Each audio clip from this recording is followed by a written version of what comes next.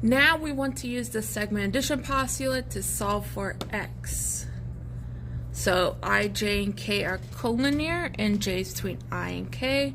So we can set up our postulate to be ij plus jk equals I to k. Ij is given to us as 6. jk is given to us as x. And I to k is given to us as 3x plus 2. Now we're going to simplify and solve for x. So first I'm going to subtract x from both sides. That gives us 6 equals 2x plus 2. Now I'm going to subtract 2.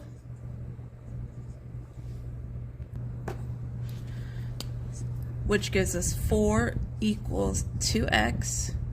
Divide both sides by 2. We get 2 equals x. And we are done.